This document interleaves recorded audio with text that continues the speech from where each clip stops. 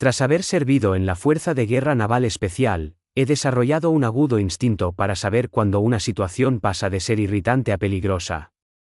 Sin embargo, el día que vi a 3 desconocidos con trajes que les quedaban mal merodeando cerca de mi casa se convertiría en el jueves más surrealista que había vivido. Esto fue especialmente cierto cuando se identificaron como representantes de la comunidad de propietarios, insistiendo en que debían inspeccionar a mi hija de 8 años para asegurar el cumplimiento de las normas de convivencia juvenil. ¿El mayor problema? Nuestra urbanización no tiene, y nunca ha tenido, una comunidad de propietarios. Este es el relato de cómo obligué a estos 3 impostores a arrastrarse hasta la comisaría con las rodillas destrozadas tras su intento de secuestrar a mi hija. Mi nombre es Gonzalo Prieto y, durante los últimos 6 años, he llevado una vida tranquila en Fresneda de la Sierra, una apacible zona residencial a unos 40 minutos en coche de Madrid. Después de 12 años en la Infantería de Marina y de perder a mi mujer, Marta, por un cáncer hace 4, mi único deseo era crear un entorno estable para mi hija, Eva, y para mí. Había reorientado mi carrera hacia la consultoría de ciberseguridad, lo que me permitía trabajar desde casa y estar presente para Eva cuando llegaba su autobús escolar. El barrio era idílico, con calles arboladas, vecinos amables y una refrescante ausencia de cualquier comunidad de propietarios que decretara el color aceptable para nuestros buzones. Ese último punto fue un factor importante en mi decisión de comprar la casa. Después de pasar años obedeciendo órdenes en el ejército, no tenía ningún interés en que un comité de tiranuelos me dictara cuando tenía que cuidar el jardín. Eva, que acababa de cumplir 8 años, era el centro de mi mundo. Poseía la naturaleza curiosa de su madre y mi propio espíritu decidido, una fascinante mezcla de rasgos. Su última pasión consistía en coleccionar diversas rocas y estudiar dinosaurios, lo que hacía que nuestra casa estuviera adornada con especímenes geológicos meticulosamente etiquetados y fichas informativas sobre criaturas prehistóricas que ella misma había creado. Cada tarde, después de cenar, nos sentábamos en el porche mientras ella presentaba con orgullo sus nuevos descubrimientos, explicando con gran detalle por qué los velociraptores eran en realidad del tamaño de un pavó, en contra de lo que se mostraba en las películas. Esos momentos de serenidad lo eran todo para mí, eran precisamente aquello por lo que había luchado durante largos despliegues y con lo que había soñado en noches gélidas en lugares de los que todavía no puedo hablar. Nuestra existencia había caído en un ritmo agradable y predecible. Eva subía al autobús escolar a las 7:30 de la mañana. Yo dedicaba entonces el día a realizar evaluaciones de seguridad para diversos clientes hasta que ella regresaba a casa a las 3 de la tarde. Nuestras tardes estaban llenas de aventuras, desde hacer senderismo por los bosques cercanos y visitar el Museo de Ciencias hasta simplemente colaborar en su continuo torrente de proyectos escolares. Los fines de semana estaban reservados para los entrenamientos de fútbol, las fiestas de pijamas con su mejor amiga Ana, la vecina de al lado, y las barbacoas dominicales con nuestros vecinos. No era la vida que había imaginado para mí a los 25 años, cuando me sentía invencible, pero era perfecta de una manera que no podría haber comprendido entonces. El barrio en sí recordaba a una postal. Fresneda de la Sierra fue fundada a finales de los 90 por Tomás Morales, un constructor local que, tras amasar una fortuna en el sector tecnológico, decidió construir su visión de una comunidad ideal. La había diseñado intencionadamente para que no tuviera comunidad de propietarios, harto como estaba de las complejidades burocráticas del mundo de la tecnología. Las casas eran todas distintas, las parcelas eran espaciosas y la comunidad tenía una tendencia natural a mantenerse por sí misma. Entre nuestros vecinos había profesores jubilados, familias jóvenes, un puñado de compañeros veteranos e incluso un exastronauta que se deleitaba montando su telescopio para eventos comunitarios de observación de estrellas. El primer indicio de problemas apareció un martes por la mañana a finales de septiembre. Mi vecina, Carmen Jiménez, una maestra jubilada que se había convertido en una figura de abuela para Eva, llamó a mi puerta con un sobre blanco de aspecto oficial. «Gonzalo, ¿has recibido uno de estos?», preguntó, con su expresión habitualmente alegre ensombrecida por la preocupación. La carta, impresa en papel de alta calidad con un membrete de aspecto profesional de la Comunidad de Propietarios de Fresneda de la Sierra, alegaba que ella estaba incumpliendo la sección 3201 de los estatutos por ornamentación de jardín no conforme, concretamente, la colección de piedras pintadas que Eva le había regalado por Navidad. La multa correspondiente era de 300 euros, a pagar en un plazo de 10 días.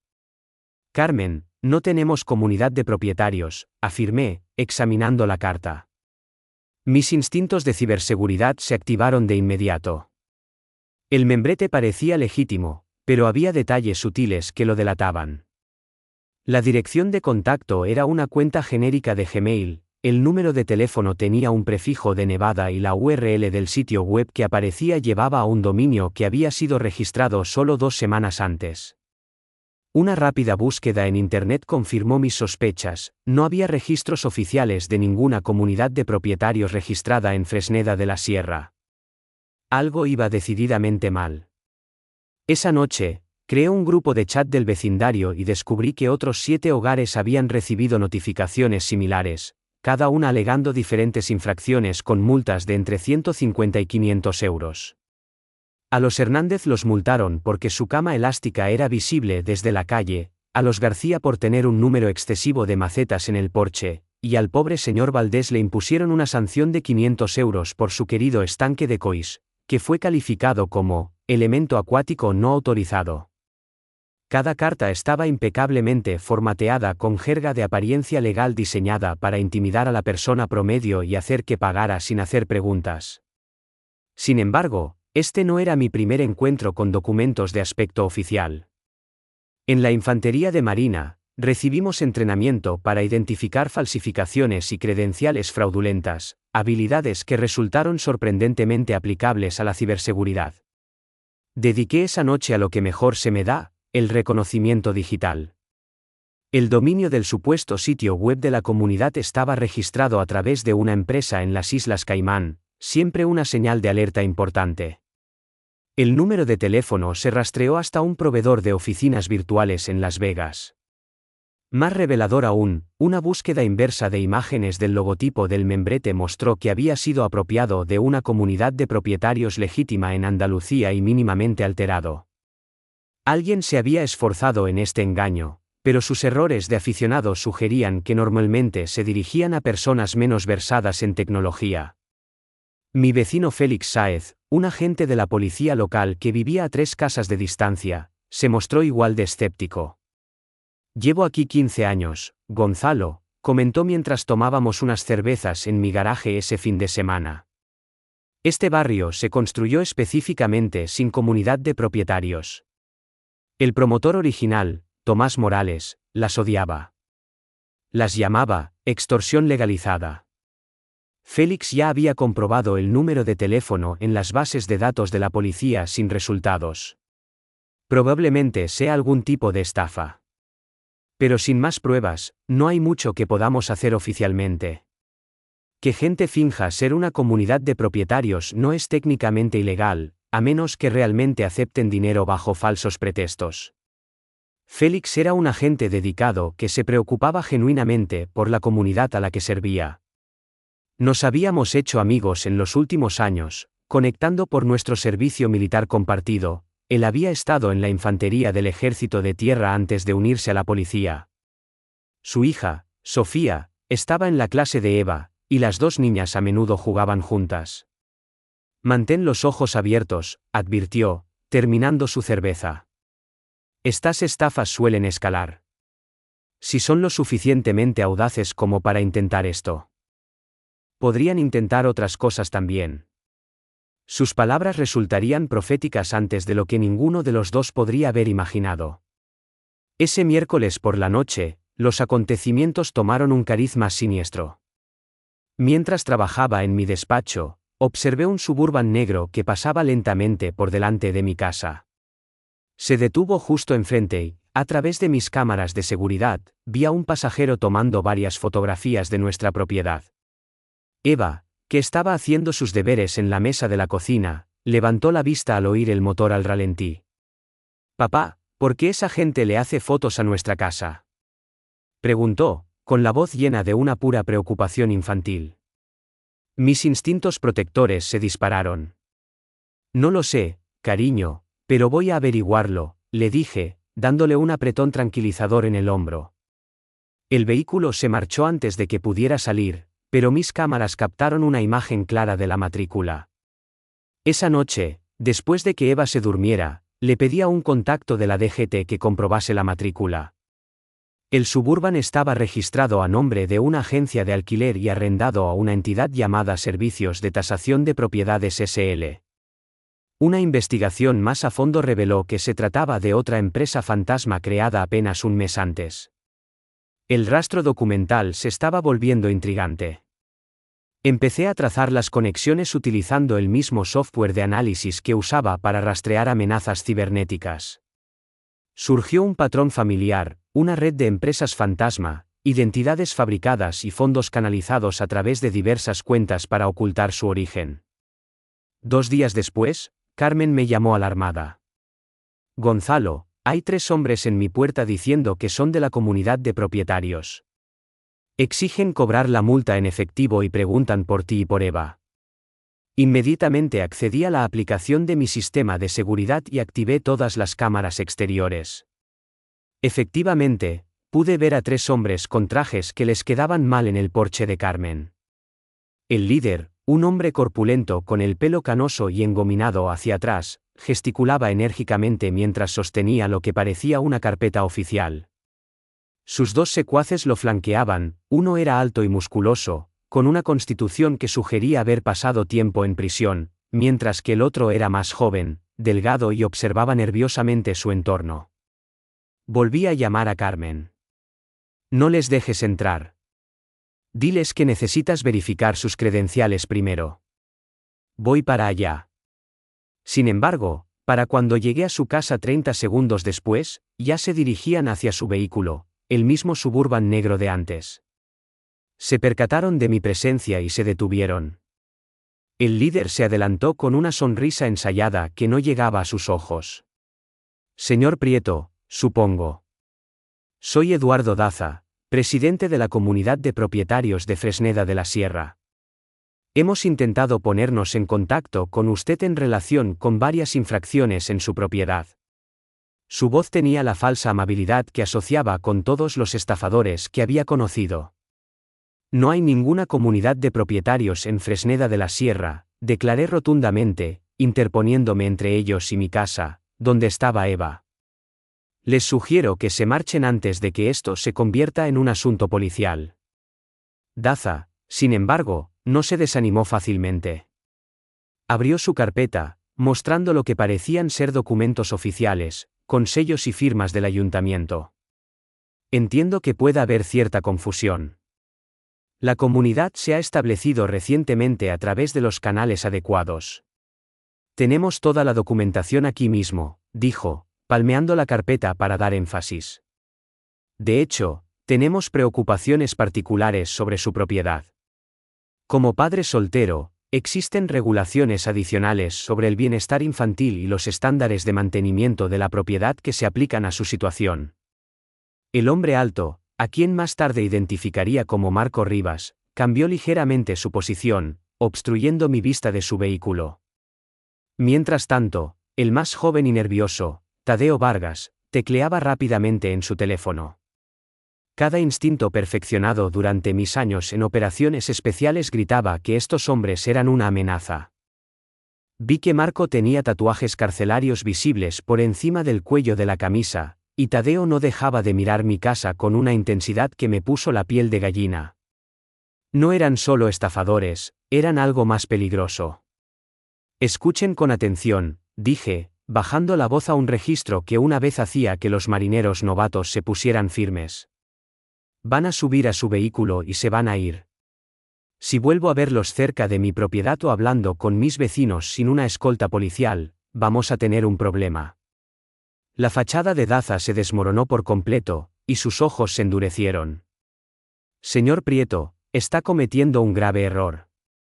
La comunidad de propietarios tiene autoridad legal para investigar propiedades donde residen menores. Nos preocupa el bienestar de su hija, dado sus antecedentes, dijo, enfatizando la última palabra para insinuar que conocía mi pasado militar. Volveremos mañana con las autoridades pertinentes si es necesario.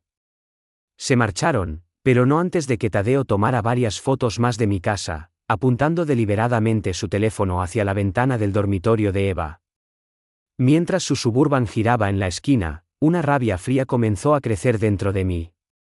Acababan de amenazar a mi hija. En mi mundo, esa era una línea de la que no había retirada. Volví a entrar y vi a Eva de pie junto a la ventana, con los deberes abandonados.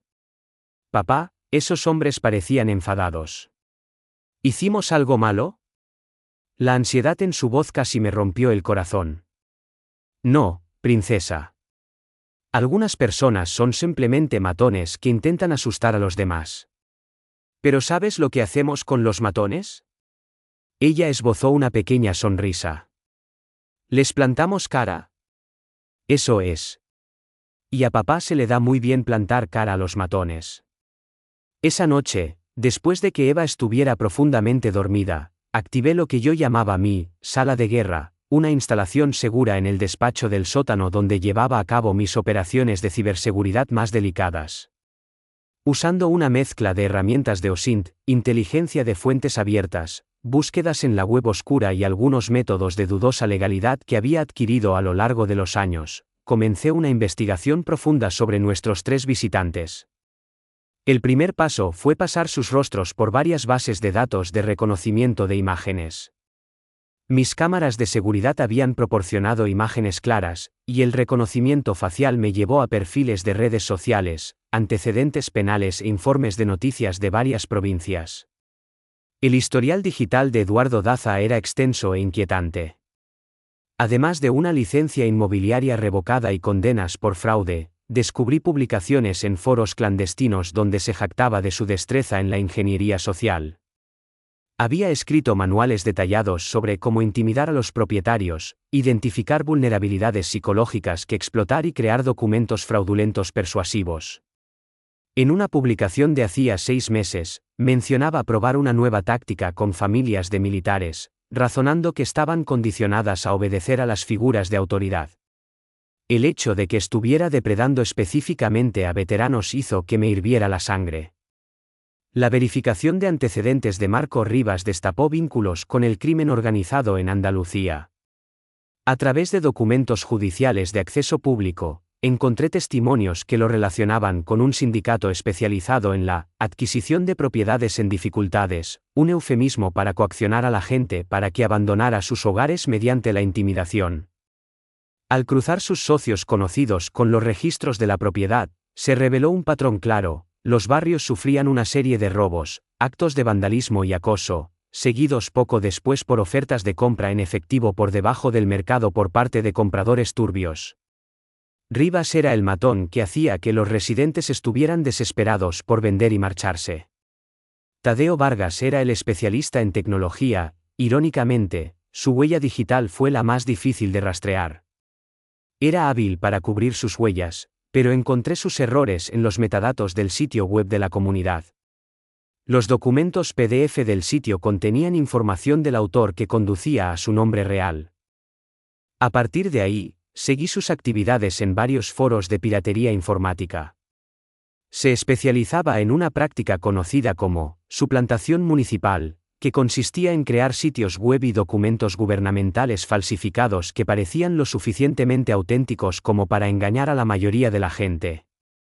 Su kit de herramientas incluía plantillas para sellos municipales falsos, membretes oficiales e incluso sistemas de correo electrónico diseñados para imitar dominios gubernamentales.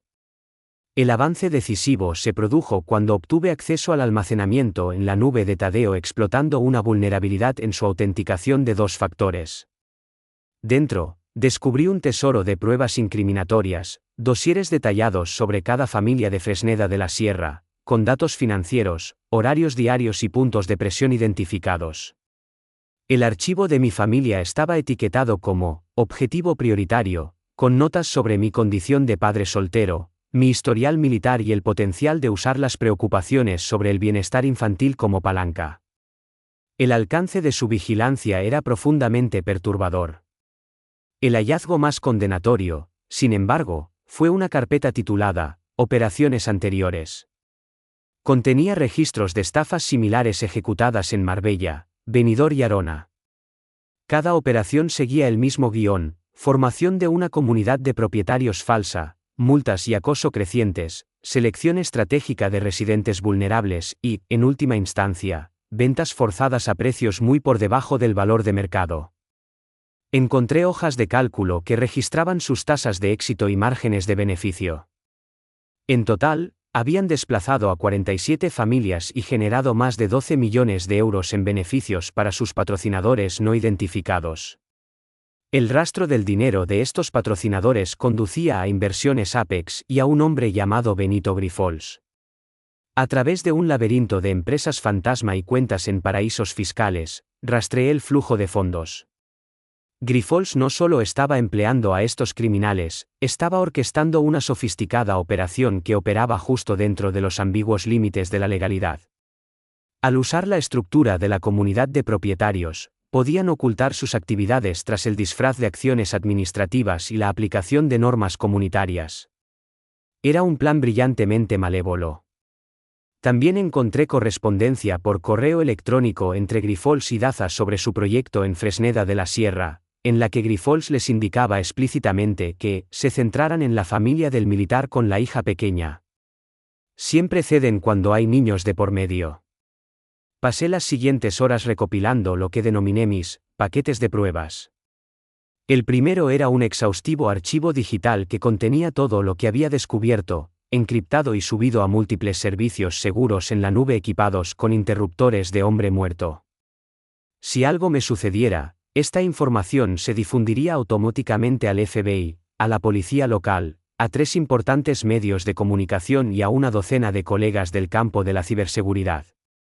El segundo paquete era físico: documentos impresos, memorias USB con datos de respaldo y cronogramas detallados de la conspiración, todo asegurado en una caja de seguridad con instrucciones para que Carmen accediera si fuera necesario.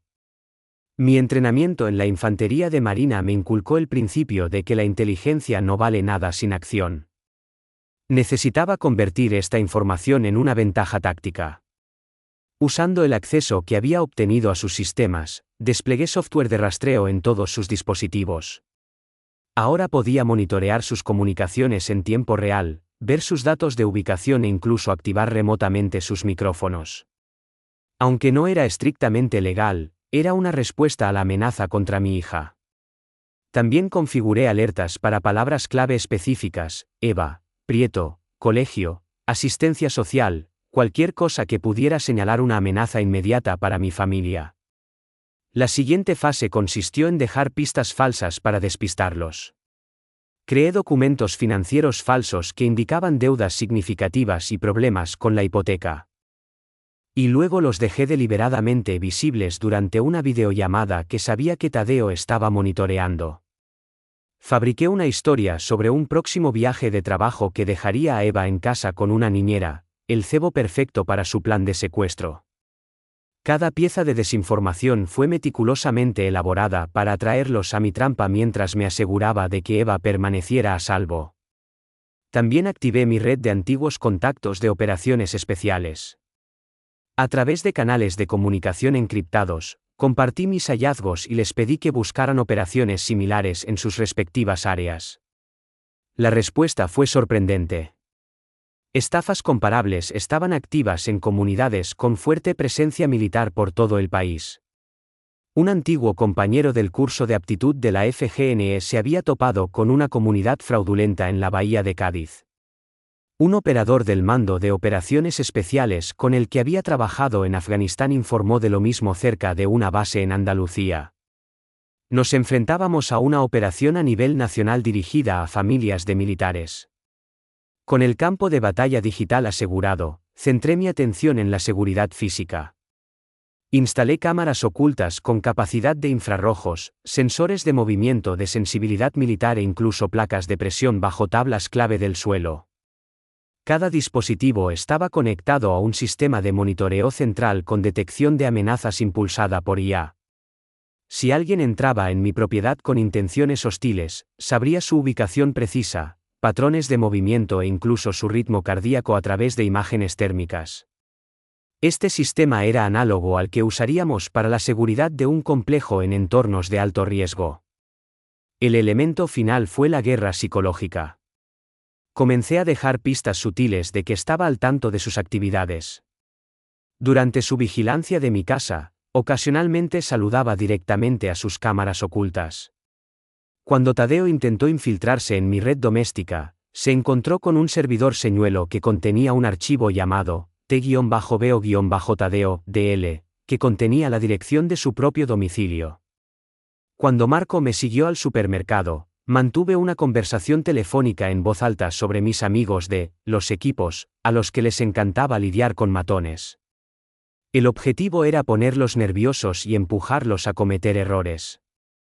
Para cuando mis preparativos estuvieron completos, había pasado de ser un padre preocupado a algo mucho más formidable, un operador entrenado con dominio total de la inteligencia sobre sus adversarios. Creían que estaban acechando a un padre soltero vulnerable. En cambio, habían tropezado con la zona de aniquilación de alguien que había pasado más de una década dominando el arte de la guerra. Habían amenazado a mi hija, invadido mi comunidad y arruinado vidas inocentes para obtener ganancias financieras.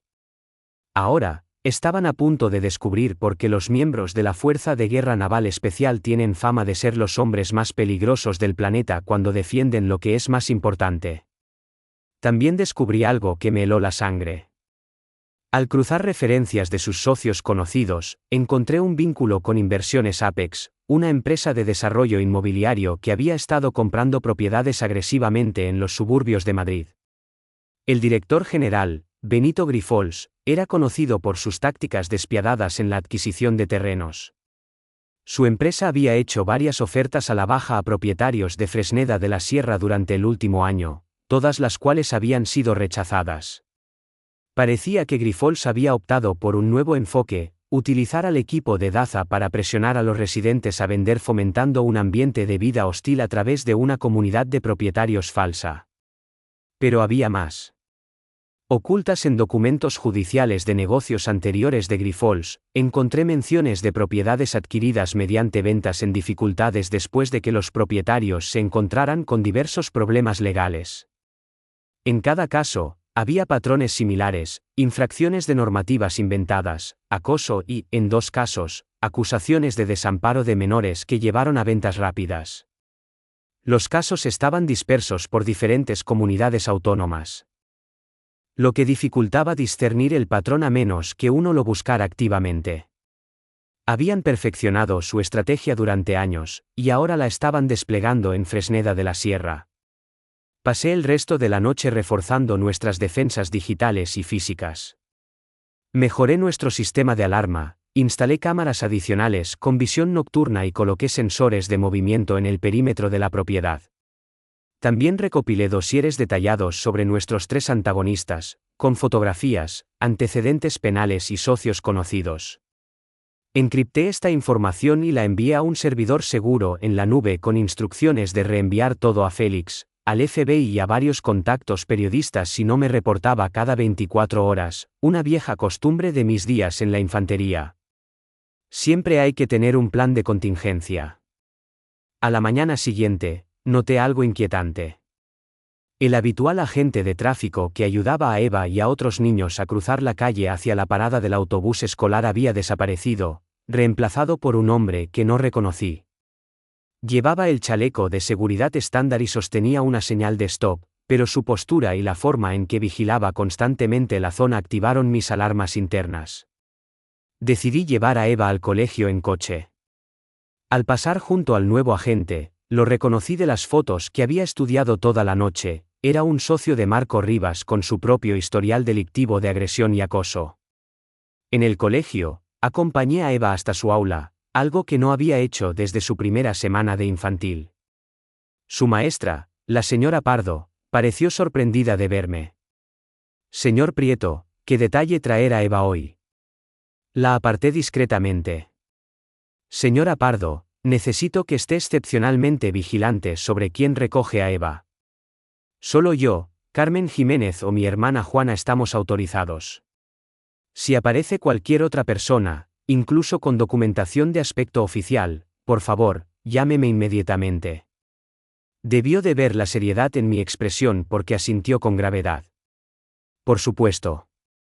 ¿Está todo bien? Solo tomando algunas precauciones extra, respondí, dándole una tarjeta con mi número de móvil directo. Esa tarde, recogí a Eva del colegio yo mismo en lugar de dejar que cogiera el autobús. Llámalo intuición paternal o conciencia táctica, pero algo no me olía bien. Fue una buena decisión. Cuando nos íbamos, vi a Tadeo sentado en un coche de alquiler al otro lado de la calle del colegio, haciendo fotos a los alumnos mientras salían. Cuando me vio mirándole, aceleró y se fue, no sin antes de que yo pudiera tomar varias fotos claras de él y su vehículo. La situación estaba escalando rápidamente y sus acciones se estaban volviendo más audaces. Esa noche, tuve una reunión familiar con Eva. Era lo suficientemente madura como para comprender los principios básicos de seguridad sin asustarse. Cariño, ¿sabes cómo tenéis simulacros de incendio en el cole? Ella asintió. Bueno, pues vamos a practicar algunos simulacros de seguridad aquí en casa también. Si alguna vez te digo que vayas a tu lugar especial, ¿qué haces? Habíamos establecido este protocolo después del fallecimiento de Marta. El lugar especial de Eva era un armario reforzado en mi despacho, equipado con una línea directa al 112 y provisiones suficientes para 24 horas. Entro, cierro la puerta con llave, pulso el botón rojo para llamar a la policía y no salgo hasta que digas la contraseña, recitó. ¿Cuál es nuestra contraseña? La animé. Tortitas de dinosaurio, respondió con una leve sonrisa. Era lo que Marta solía prepararle los domingos por la mañana. Esa noche, tomé una decisión difícil. Oye, princesa, le dije a Eva después de cenar. ¿Qué te parecería pasar unos días con la tía Juana? Lleva tiempo preguntando cuándo volverías a visitarla. A Eva le encantó la idea. Mi hermana vivía cerca de Segovia y siempre la mimaba. ¿Puedo llevar mi colección de rocas para enseñársela? Preguntó con entusiasmo. Por supuesto.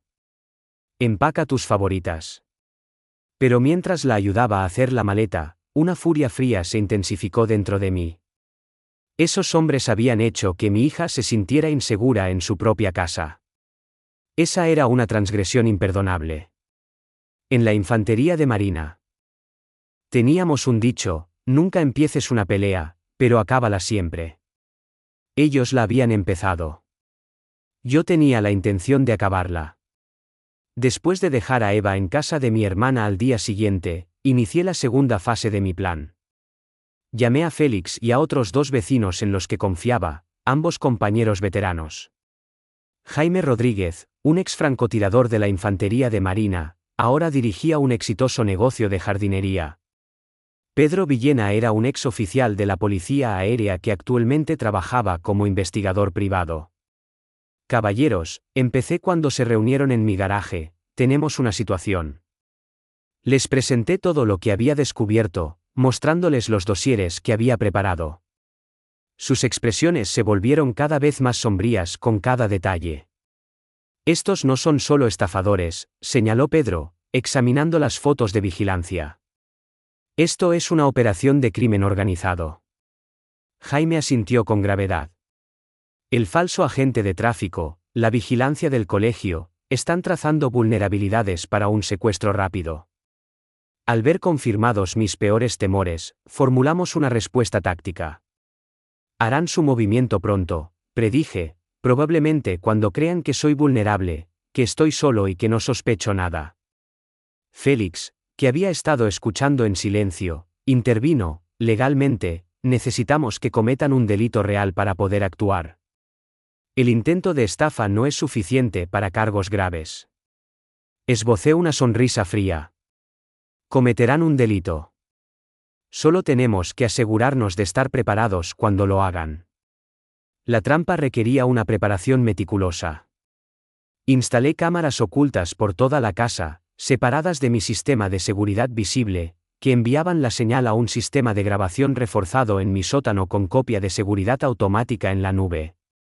También coloqué unas bolsas de aspecto caro cerca de las ventanas para que fueran visibles desde el exterior, un cebo para ladrones que asumieran que la casa estaba desocupada. Dentro de estas bolsas había rastreadores GPS y paquetes de tinta, similares a los que usan los bancos. Si mordían el anzuelo, podríamos rastrear sus movimientos y marcarlos para su posterior identificación. También preparé la planta baja tácticamente. Quité cualquier cosa que pudiera usarse como arma, creé cuellos de botella naturales para canalizarlos hacia áreas con una cobertura óptima de las cámaras y coloqué obstáculos sutiles diseñados para ralentizar su avance sin que fueran evidentes. La banqueta del piano se colocó para bloquear el camino más directo a las escaleras. Se colocó una alfombra persa donde alguien con prisa probablemente resbalaría, pequeños detalles que me proporcionarían ventajas tácticas en una confrontación. Para el toque final, preparé la habitación de Eva con un maniquí de tamaño infantil en su cama, vestido con su pijama de unicornio favorito y una peluca rubia que coincidía con el color de su pelo. Se colocaron cámaras activadas por movimiento para capturar a cualquiera que se acercara a la cama desde múltiples ángulos. Si planeaban lo que yo sospechaba, se incriminarían completamente antes de darse cuenta de que habían sido engañados. También dejé un vaso de leche con cacao a medio terminar y algunos de los deberes de Eva en su escritorio para crear la ilusión de que acababa de acostarse. Entonces, comencé mi actuación. Durante los 2 días siguientes, seguí mi rutina habitual pero con sutiles alteraciones. Hice llamadas telefónicas al alcance del dispositivo de escucha oculto que había descubierto en mi buzón, mencionando que Eva había vuelto a casa y que trabajaría hasta tarde el jueves por la noche. Me quejé en voz alta a Carmen de que mi sistema de seguridad estaba fallando, diciendo que estaba esperando a que un técnico viniera a arreglarlo el viernes por la mañana. Incluso fingí una conversación con un cliente falso sobre un problema urgente de ciberseguridad que requeriría que estuviera en mi ordenador toda la noche del jueves. No tuve que esperar mucho. 3 noches después, aproximadamente a las 2 de la madrugada, mi alerta perimetral se activó. Desde mi posición oculta en el garaje, vi cómo el Suburban negro se acercaba con los faros apagados. Los 3 hombres salieron, vestidos con ropa oscura. Tadeo llevaba lo que parecía ser equipo electrónico, Marco sostenía una palanqueta y Daza aferraba una linterna y esos mismos documentos de aspecto oficial. Se acercaron a mi puerta principal con cautela, escaneando constantemente la calle en busca de testigos o coches patrulla. A través de los micrófonos externos, pude oír su conversación susurrada. ¿Estás seguro de esto?, preguntó Tadeo nerviosamente. La niña está aquí, sin duda. Los vi por la ventana antes. El sistema de seguridad está en la misma red que las cámaras. Puedo anularlo en 30 segundos. La respuesta de Daza fue escalofriante. Grifols quiere resultados. O este héroe militar vende voluntariamente, o nos aseguramos de que tenga problemas más grandes de los que preocuparse. Los servicios sociales se hacen cargo de menores desatendidos todo el tiempo. Una vez que tengamos a la niña, firmará cualquier cosa. Les permití manipular mi puerta principal, sabiendo que activarían la alarma silenciosa que había instalado como respaldo. Fiel a su palabra, Tadeo logró desactivar mi cerradura electrónica en menos de 1 minuto. En cuanto entraron en mi casa, salí sigilosamente del garaje y me moví hacia la parte trasera, coordinándome con Félix y mis otros vecinos por radio encriptada. «Están dentro», susurré. «Mantened posiciones hasta que se comprometan por completo». Dentro, podía oírles moverse por la planta baja, recogiendo las bolsas de cebo que había plantado. «Revisad el despacho», ordenó Daza. «Coged cualquier documento financiero que encontréis. Información bancaria, cuentas de inversión, cualquier cosa que podamos usar». Oí cajones abriéndose y papeles crujiendo. Estaban creando un perfil para robo de identidad además de todo lo demás. Luego vinieron las palabras que sellaron su destino. «Revisad arriba a ver si está la niña. Recordad, si alguien pregunta, estábamos realizando una comprobación de bienestar de emergencia como representantes autorizados de la comunidad. La documentación está toda en orden. Subieron las escaleras lentamente, con Marco a la cabeza, palanqueta en ristre. Tadeo lo siguió con una pequeña cámara, documentando todo para sus archivos oficiales de la comunidad, como Daza había instruido. Llegaron a la puerta de Eva, que yo había dejado ligeramente entornada, con una luz de noche que proyectaba la luz justa para crear sombras. «Está ahí dentro», susurró Tadeo, señalando la forma bajo las sábanas. «Recuerda, rápido y en silencio. La llevamos al vehículo antes de que nadie se dé cuenta». Justo cuando Tadeo extendía la mano hacia lo que creía que era mi hija dormida, emergí de las sombras al final de la escalera. «Pensar que podíais tocar a mi pequeña fue el mayor error de vuestras vidas», dije en voz baja. La sorpresa en sus rostros fue casi cómica. Por un breve instante, nadie se movió. Entonces, se desató el caos. Marco se recuperó primero, sacando un cuchillo y abalanzándose sobre mí con un gruñido. 12 años de entrenamiento en combate cuerpo a cuerpo se activaron automáticamente.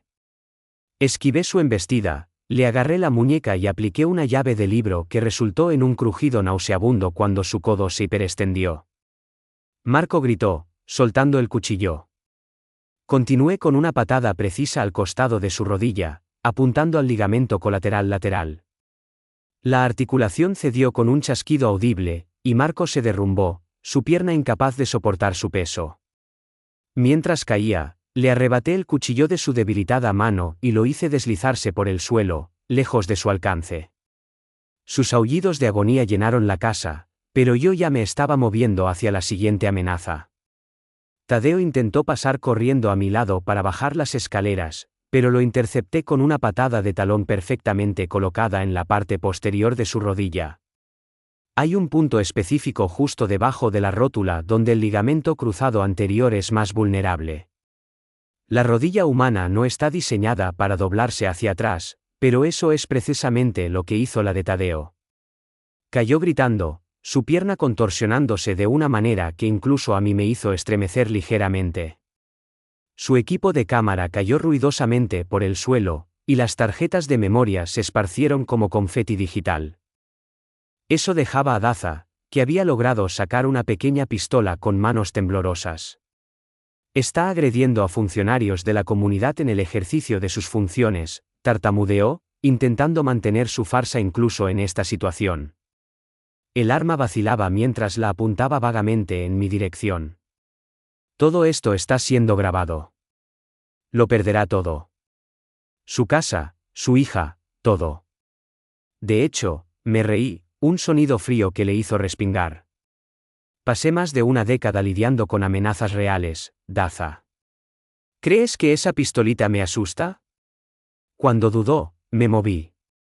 El entrenamiento de la FGN enseña que la acción siempre vence a la reacción. Acorté la distancia más rápido de lo que sus reflejos sin entrenar pudieron seguir. Mi mano se cerró sobre su muñeca y la retorció. La pistola salió volando, y oí el sonido de dedos rompiéndose como ramitas secas. Antes de que pudiera registrar el dolor, le clavé la rodilla en el muslo, apuntando al nervio femoral. Su pierna se entumeció al instante. Cuando empezó a caer, le agarré del hombro y le clavé la otra rodilla directamente en la rótula con fuerza calculada. La rótula se hizo añicos con un sonido como el de una nuez al romperse. Daza se unió a sus cómplices en el suelo, agarrándose la rodilla destrozada y gimoteando. Aparté la pistola de una patada y examiné la escena: 3 aspirantes a secuestradores, todos incapacitados, todos capturados impecablemente desde múltiples ángulos de cámara. La confrontación entera había durado menos de 30 segundos. «Caballeros», dije conversadoramente, sacando unas bridas de mi bolsillo trasero, «creo que han tomado una serie de malas decisiones en la vida». Félix y mis vecinos entraron por la puerta principal justo cuando estaba asegurando a los 3 intrusos. La cantidad de pruebas que habíamos acumulado era abrumadora: confesiones grabadas, propiedad robada, el intento de secuestro de lo que creían que era una niña, allanamiento de morada, agresión con arma mortal y usurpación de funciones públicas. Las cámaras habían captado cada detalle en alta definición desde múltiples ángulos. Pero aún no había terminado. El agente de inteligencia que había en mí sabía que los huesos rotos se curan, pero los espíritus quebrantados y las reputaciones destruidas pueden durar toda la vida. Esto es lo que va a pasar, les informé mientras se retorcían en mi suelo. Podéis arrastraros hasta la comisaría, o puedo llamar al 112 y decirles que 3 hombres armados irrumpieron en mi casa para secuestrar a mi hija. Dados vuestros antecedentes, ¿cómo creéis que saldrá eso en el juicio? Marco ahora lloraba, su fachada de tipo duro completamente destrozada junto con su codo. Tadeo había vomitado por el dolor, su delgada figura temblando. Pero fue en Daza en quien me concentré, el cabecilla que había ideado todo este plan. ¿Sabes lo que les pasa a los depredadores de niños en la cárcel, Eduardo? Pregunté en voz baja, agachándome a su lado. Tu amigo Tadeo estaba grabándolo todo. Hablando de llevarse a mi hija de 8 años. ¿Cómo crees que va a sentar eso en el patio? Su rostro se volvió aún más pálido, si eso era posible. Pero podemos hacer esto más limpio. Os arrastráis a la comisaría, lo confesáis todo, incluido quien os contrató, y quizás el fiscal sea más benévolo con los cargos. Quizás solo sois ladrones y estafadores, no secuestradores en grado de tentativa. El cálculo era visible en sus ojos, incluso a través de la neblina del dolor. La cárcel ya era mala, pero la cárcel con reputación de depredador de niños era una sentencia de muerte. Grifols, jadeó. Benito Grifols nos contrató. 250.000 para bajar el valor de las propiedades, forzar las ventas. La niña era solo una palanca. No íbamos a... Le corté. Guárdatelo para tu confesión. Ahora, elegid. Arrastrarse o la llamada. Eligieron arrastrarse. El espectáculo de 3 hombres adultos con trajes rotos arrastrándose por el medio de la calle del Arce a las 3 de la madrugada se convirtió en leyenda en Fresneda de la Sierra. Los vecinos salieron de sus casas para mirar, algunos grabando con sus teléfonos, otros simplemente negando con la cabeza con disgusto. Carmen trajo galletas y café caliente para la improvisada reunión de vigilancia vecinal. Siempre supe que eras de los buenos, Gonzalo, dijo, dándome una palmada en el brazo. Este hombre se equivocó de barrio y, definitivamente, se equivocó de padre con el que meterse. La noticia se extendió rápidamente a través de nuestra red comunitaria. Para cuando el trío se había arrastrado una manzana, docenas de vecinos bordeaban la calle. Algunos gritaban insultos, otros simplemente observaban en silenciosa satisfacción mientras se hacía justicia. Jaime Rodríguez montó sillas de jardín y ofreció comentarios como si fuera un desfile. Mira la técnica del grandullón, observó. Se apoya mucho en ese codo izquierdo. Buena técnica con esa llave, Gonzalo. Pedro Villena estaba documentando todo el evento con su cámara profesional, asegurándose de que tuviéramos pruebas desde todos los ángulos. El arrastre duró más de 1 hora. 6 manzanas de asfalto, con sus rodillas dejando rastros sangrientos en el pavimento. Daza intentó detenerse varias veces, pero la multitud reunida no se lo permitió. Sigue moviéndote, estafador. Gritó alguien. Querías estar a cargo de nuestro barrio. Ahora puedes inspeccionar las calles de cerca. Para cuando llegaron a la comisaría, sus caros trajes estaban hechos jirones, sus rodillas estaban en carne viva y sangrando, y sus espíritus estaban completamente rotos. El detective Jaime Rodríguez esperaba con las esposas y una sonrisa creciente. Señor Prieto, dijo mientras le entregaba mis archivos de pruebas, creo que acaba de resolver unos 15 casos abiertos en 3 comunidades autónomas. El detective había estado rastreando estafas similares de comunidades de propietarios durante meses, pero no había podido conectar todos los puntos. Mis dosieres, combinados con las pruebas de vídeo y la balbuceante confesión de Daza, crearon un caso irrefutable que tendría repercusiones en múltiples jurisdicciones. Las consecuencias fueron rápidas y satisfactorias. La confesión completa de Daza, grabada mientras yacía en mi suelo, implicaba directamente a Benito Grifols. Resultó que Grifols les había pagado 250.000 euros para aterrorizar a los residentes de Fresneda de la Sierra y obligarlos a vender sus casas con descuento. Pero Daza fue más allá, detallando operaciones similares en otras 6 urbanizaciones en 3 comunidades autónomas. Con múltiples agencias federales ahora involucradas, el imperio de Grifols se desmoronó en semanas. La investigación descubrió el alcance total de la operación. Grifols había estado utilizando al equipo de Daza durante años, apuntando a barrios con demografías específicas, residentes mayores, padres solteros, inmigrantes recientes, cualquiera que pudiera ser intimidado por documentos de aspecto oficial y amenazas legales. Habían forzado a docenas de familias a abandonar sus hogares, siempre logrando mantenerse en zonas grises legales hasta que intentaron llevarse a mi hija. Ese fue su error fatal. Pasar del fraude al intento de secuestro atrajo todo el peso de las fuerzas del orden federales sobre ellos. Grifols intentó huir pero fue detenido en la frontera con Francia con 5 millones de euros en criptomonedas y un pasaporte falso. Su ordenador portátil, incautado durante el arresto, contenía planes detallados para Fresneda de la Sierra y varios otros barrios. Ya había prevendido nuestras propiedades a promotores, prometiendo la entrega en un plazo de 6 meses. El juicio fue casi un anticlímax. Con el enorme volumen de pruebas que había recopilado, complementado por los hallazgos de la investigación federal, sus abogados de oficio convencieron a los 4 de que aceptaran acuerdos de culpabilidad en lugar de enfrentarse a un jurado. La sentencia fue todo lo que había esperado. Eduardo Daza recibió 15 años por intento de secuestro, estafa y crimen organizado. El juez lo describió como un depredador que explotaba la confianza de la gente en la autoridad para aterrorizar a las familias. Marco Rivas fue sentenciado a 20 años por agresión con arma mortal, violación de la libertad condicional y conspiración para cometer secuestro. Su extenso historial delictivo jugó en su contra. Tadeo Vargas recibió una sentencia de 7 años y se le exigió registrarse como delincuente sexual por sus delitos en grado de tentativa contra lo que creía que era una menor. El juez señaló específicamente su inquietante enfoque en documentar el dormitorio de una niña. Benito Grifols fue sentenciado a 25 años por conspiración, crimen organizado, estafa e intento de secuestro por poderes. El juez calificó sus crímenes de un asalto calculado al sueño español y ordenó la restitución total a todas las víctimas. Su empresa, Inversiones Apex, quebró tras el escándalo. Varios otros ejecutivos se enfrentaron a cargos por tramas relacionadas en diferentes ciudades.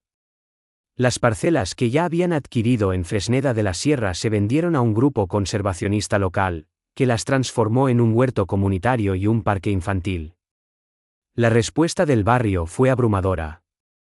Acabamos formando una asociación de vecinos, no una comunidad de propietarios, sino un grupo que organiza fiestas de barrio y se cuida mutuamente. Félix fue elegido presidente, y su primer acto oficial fue prohibir la formación de cualquier comunidad de propietarios a perpetuidad. Establecimos una vigilancia vecinal, montamos una red de comunicación segura y creamos un fondo para ayudar a cualquier residente que se enfrentara a intimidación legal. El modelo Fresneda de la Sierra ha sido adoptado desde entonces por docenas de comunidades en todo el país. Eva regresó a casa y encontró su colección de rocas expuesta en el nuevo huerto comunitario con una placa que decía, "Las maravillas geológicas de Eva". Todavía habla de sus vacaciones en casa de la tía Juana, felizmente inconsciente de lo cerca que estuvo del peligro real. Hemos tenido conversaciones sobre seguridad y conciencia, pero la he protegido de los detalles más oscuros. Hay cierta inocencia que vale la pena preservar, y tiene mucho tiempo para aprender sobre los peligros del mundo. En estos días, la vida ha vuelto mayormente a la normalidad. Sigo trabajando en ciberseguridad, pero también he iniciado un servicio de consultoría adicional para ayudar a los barrios a identificar y prevenir el fraude de las comunidades de propietarios. Es asombroso lo frecuentes que se están volviendo estas estafas. He testificado ante legisladores autonómicos sobre la necesidad de regulaciones más estrictas en la formación de comunidades de propietarios y sanciones más claras para las actividades fraudulentas. Mi historia ha aparecido en varios podcasts de crímenes reales, generalmente con títulos como El infante de Marina que hizo arrastrarse a los criminales. Mis hermanos de armas me llaman regularmente, orgullosos de cómo manejé la situación. Aún lo tienes, chaval, le gusta decir a Jaime. ¿Quién fue infante? Siempre es infante. Pero sé la verdad. Esto no se trató de mi entrenamiento o mis habilidades. Se trató de un padre protegiendo a su hija y de una comunidad unida contra aquellos que se aprovechan de los vulnerables. La confrontación física duró apenas unos segundos. La verdadera victoria estuvo en la preparación, la investigación y la unidad del vecindario. El mes pasado, un vendedor puerta a puerta pasó por el barrio vendiendo sistemas de seguridad para el hogar. Avanzó unas 3 casas antes de que Carmen lo interceptara con un plato de galletas y una advertencia muy específica sobre lo que les sucede a los visitantes no deseados que perturban nuestra paz. El pobre hombre prácticamente corrió de vuelta a su coche. Mientras se alejaba, Eva levantó la vista de su espécimen de roca más reciente y preguntó: «Papá, ¿por qué la gente sigue diciendo que les rompiste las rodillas a unos tipos malos?» Le revolví el pelo y sonreí. «Solo es un cuento, princesa. Pero recuerda lo que siempre te digo, nadie se mete con nuestra familia». Ella asintió seriamente y luego volvió a examinar su roca. «Guay. Oye, ¿sabías que el estegosaurio tenía un cerebro del tamaño de una nuez?» Me reí, atesorando su inocencia. «Cuéntame más sobre los cerebros de los dinosaurios, cariño». Y lo hizo, durante la siguiente hora, mientras yo escuchaba a medias y mantenía un ojo en la calle, siempre vigilante, siempre preparado. Algunas noches, todavía reviso las cámaras de seguridad más de lo necesario. Las viejas costumbres tardan en desaparecer, y una vez que has visto lo rápido que se puede amenazar la seguridad, nunca te relajas del todo. Pero cuando oigo a Eva reír con los niños del barrio, cuando veo a Carmen enseñándoles a plantar flores, cuando Félix saluda desde su coche patrulla, sé que hicimos lo correcto. A veces la justicia viene de los tribunales, a veces de la comunidad, y a veces de un padre que se niega a que nadie haga daño a su hija. Y si eso significa que unos cuantos criminales tienen que arrastrarse por las calles, bueno, puedo vivir con ello. La historia del arrastre de Fresneda de la Sierra, como llegó a conocerse, se extendió mucho más allá de nuestro barrio. Se convirtió en una advertencia en los círculos criminales y en una inspiración para comunidades que enfrentaban amenazas similares. Los tasadores de propiedades y los representantes de comunidades de propietarios ahora se lo piensan 2 veces antes de acercarse a nuestro barrio, y siempre llaman con antelación. Hemos tenido equipos de noticias, documentalistas e incluso un productor de Hollywood interesados en nuestra historia, pero hemos declinado cortésmente. Algunas historias es mejor dejarlas como leyendas locales. 3 años después, las cicatrices se han desvanecido, tanto en la calle por donde se arrastraron como en la memoria colectiva de nuestra comunidad. El parque infantil construido en los terrenos embargados a Grifols está siempre lleno del sonido de las risas de los niños. La colección de rocas de Eva ha florecido hasta convertirse en un club de geología en toda regla en su colegio. Ahora tiene 11 años, es más consciente de los peligros del mundo, pero sigue siendo maravillosamente optimista. A veces pregunta sobre aquella noche, habiendo reconstruido partes de la historia a partir de lo que le contaron sus compañeros. Le he contado verdades apropiadas para su edad, que unos hombres malos intentaron asustar a nuestros vecinos y que yo los detuve. ¿De verdad les hiciste arrastrarse hasta la cárcel, papá?, me preguntó recientemente. Consideré mi respuesta cuidadosamente. A veces, cariño, las personas que intentan hacer daño a otros necesitan entender lo que se siente al ser impotente. Necesitaban sentir lo que ellos hicieron sentir a otros. Ella lo pensó y luego asintió. Como cuando Guille empujaba a los niños más pequeños en el recreo y el director le hizo pedir perdón a cada uno. Exactamente así, asentí, maravillado por su perspicacia. Pero con consecuencias más grandes para matones más grandes. Al final, de eso se trataba, de consecuencias. Durante demasiado tiempo, Hombres como Grifols y Daza habían operado sin ellas, depredando a los vulnerables, explotando la confianza y la autoridad de la gente. Habían olvidado que algunas personas se defienden, que algunas comunidades se unen y que algunos padres harán cualquier cosa para proteger a sus hijos. Aprendieron estas lecciones por las malas, sobre sus manos y rodillas, a lo largo de 6 manzanas de asfalto que les enseñaron lo que todas sus tramas y fraudes nunca pudieron, que la justicia a veces lleva botas de trabajo en lugar de una toga, y que la distancia más corta entre el crimen y el castigo a veces se mide en huellas de rodillas ensangrentadas sobre el pavimento. Confía en tus instintos. Suelen tener razón, y es mejor prevenir que curar. Mantente alerta. Protege a tu familia y nunca dejes que nadie te haga sentir inseguro en tu propia casa. Porque el hogar no es solo donde vivimos, es por lo que estamos dispuestos a luchar.